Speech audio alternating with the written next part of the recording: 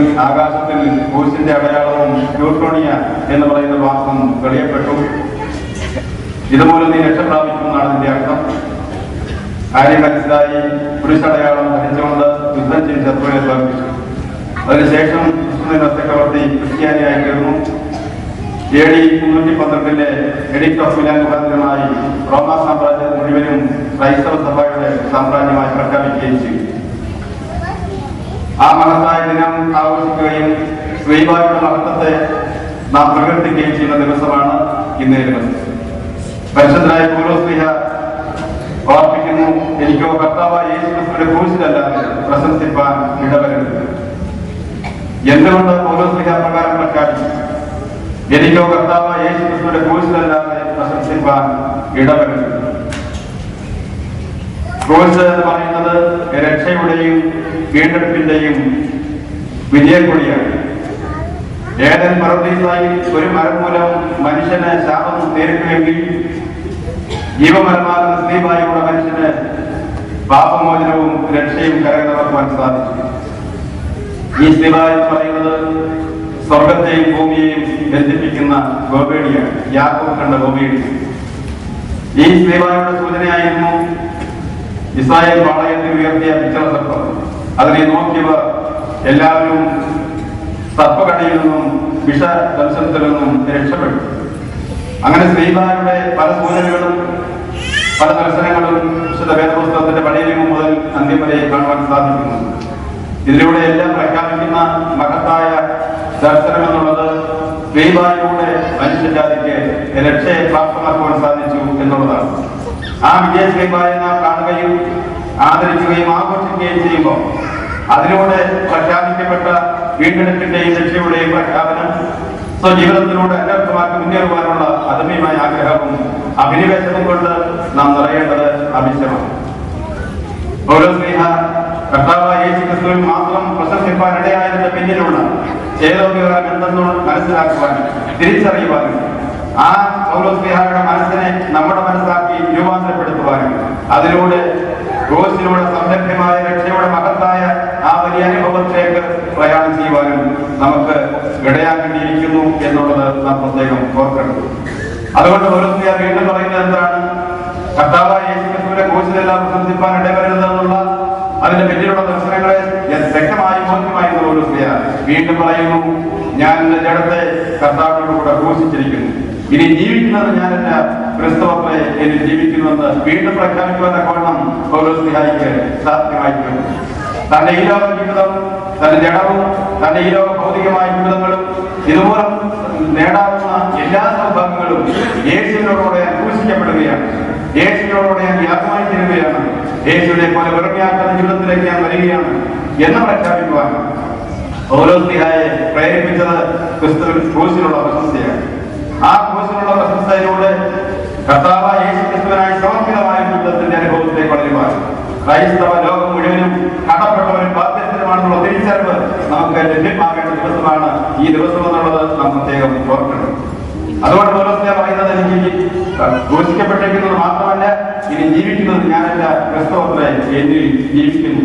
ഇത് ക്രിസ്ത്യാനി പ്രഖ്യാപിക്കേണ്ട പ്രഖ്യാപനമാണ്. ഇനി ഞാനല്ല, ക്രിസ്തു എന്നിൽ ജീവിക്കുന്നു എന്നുള്ളത്. ഒരു ആത്മീയ മനുഷ്യൻ എന്ന് പറഞ്ഞാൽ എന്താണ് ഇതിന്റെ അർത്ഥം? പലപ്പോഴും ആത്മീയ മനുഷ്യനെ വ്യാഖ്യാനിക്കാറുള്ളത് പള്ളിയിൽ നിരന്തരമായി പോവുകയും ദാനധർമ്മങ്ങൾ ചെയ്യുകയും ആത്മീയമായ സംഘടനകളിലൊക്കെയും ഏർപ്പെടുകയും ഇങ്ങനെയുള്ള ചില കാര്യങ്ങളൊക്കെ ചെയ്താൽ ആത്മീയ മനുഷ്യനായി എന്ന് നാം വ്യാഖ്യാനിക്കാറുണ്ട്. എന്നാൽ യഥാർത്ഥ ആത്മീയ മനുഷ്യൻ എന്ന് പറയുന്നത് ഇതല്ല. ഇതെല്ലാം നിരീക്ഷണം ചെയ്യാവുന്ന കാര്യങ്ങളൊക്കെയാണ്. എന്നാൽ യഥാർത്ഥ ആത്മീയ മനുഷ്യൻ ആരാണ്? ഒരുവന്റെ ഉള്ളിൽ വളർന്നുകൊണ്ടിരിക്കുന്ന ക്രിസ്തുവാണ് യഥാർത്ഥ ആത്മീയ മനുഷ്യൻ. ഒരുവന്റെ ഉള്ളിൽ വളർന്നുകൊണ്ടിരിക്കുന്ന ക്രിസ്തുവാണ് യഥാർത്ഥ ആത്മീയ മനുഷ്യൻ. നമ്മുടെ ഉള്ളിൽ പൗലോസ്ലീഹ പറയുന്നത് പോലെ ക്രിസ്തു വളരുന്നുണ്ടോ? യേശു ക്രിസ്തു നമ്മുടെ ഉള്ളിൽ വളർന്നുകൊണ്ടിരിക്കുന്നുവെങ്കിൽ നമ്മുടെ പേര് ആത്മീയ മനുഷ്യൻ എന്നാണ്. ആ പ്രിയവാനത്തെ ഋഷിമുഖന്മാർ അഗ്രഹങ്ങളിലായിരുന്ന വിവേകാനന്ദൻ ഒരിക്കൽ പറഞ്ഞു, ഒരു മനുഷ്യധർമ്മം എന്ന് പറയുന്നത് എന്താണ്? മനുഷ്യധർമ്മം എന്ന് പറയുന്നത് ഒരുവന്റെ ഉള്ളിൽ കുടികൊള്ളുന്ന ദൈവികതയെ ആവിഷ്കരിക്കുക എന്നുള്ളതാണ് മനുഷ്യധർമ്മം. ഒരുവന്റെ ഉള്ളിൽ ആയിരിക്കുന്ന ദൈവികതയെ ആവിഷ്കരിക്കുക എന്നുള്ളതാണ് മനുഷ്യധർമ്മം. ഇത് വളരെ സത്യമായ ഒരു പ്രസ്താവനയാണ്. നമുക്ക് ആവിഷ്കരിക്കാനുള്ളത് എന്താണ്? നമ്മുടെ ഉള്ളിലുള്ള ദൈവികത എന്താണ്? നമ്മുടെ ഉള്ളിൽ യേശു ക്രിസ്തു വളർന്നുകൊണ്ടിരിക്കുന്നു. ദൈവം നമ്മളെ വളർന്നുകൊണ്ടിരിക്കും, ദൈവാത്മാവ് പിടികൊള്ളുന്നു. അതിനെ ആവിഷ്കരിക്കുക എന്നുള്ളതാണ് നമ്മുടെ ധർമ്മം. ക്രിസ്തുവിനെ ആവിഷ്കരിക്കുക എന്നുള്ളതാണ് നമ്മുടെ ഈ ലോകത്തിൽ ദൗത്യം.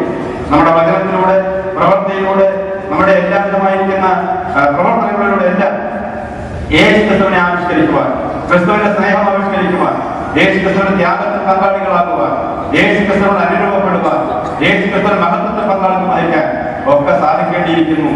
ഈ അത് സാധിക്കണമെങ്കിൽ ക്രിസ്തു നമ്മുടെ ഉള്ളിൽ വളർന്നുകൊണ്ടിരുന്നുവെങ്കിൽ മാത്രമേ സാധിക്കുകയുള്ളൂ.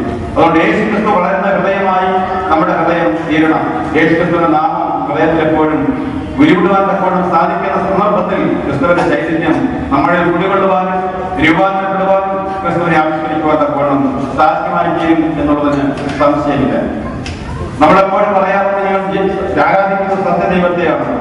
പക്ഷേ നാം സത്യദൈവത്തെ തന്നെയാണ് ആരാധിക്കുന്നത് എന്നൊന്ന് ചിന്തിക്കേണ്ടതായിട്ടുണ്ട്. ഇവിടെ സംശയം ഉളവാകുന്നതിന് കാരണം ഞാൻ തന്നെ വഴിയും സത്യവും ജീവനുമാകുന്നത് പറഞ്ഞ കർത്താവായ യേശു തമ്പുരാൻ എന്താണ് ചെയ്തത്?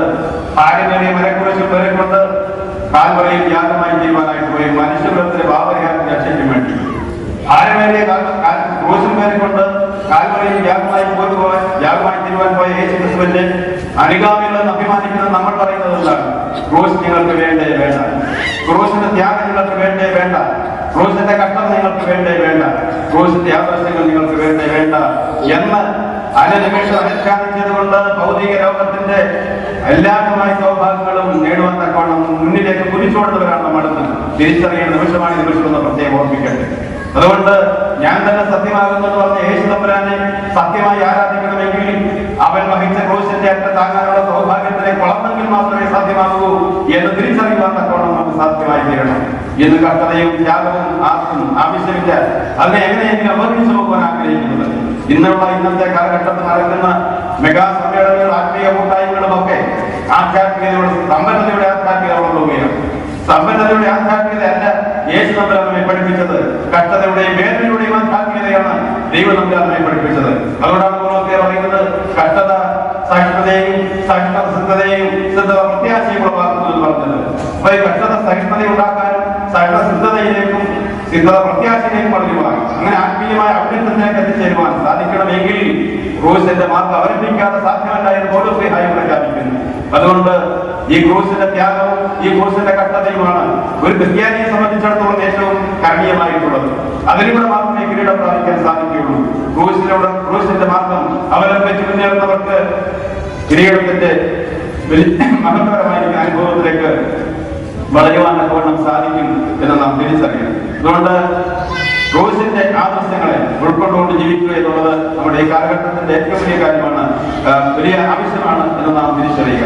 ഇന്നത്തെ വേദവായന ഭാഗത്ത് ഓർപ്പിക്കുന്ന മറ്റൊരു സംഗതി കർത്താവിന്റെ രണ്ടാമത്തെ വരവ് സംബന്ധിച്ചാണ്.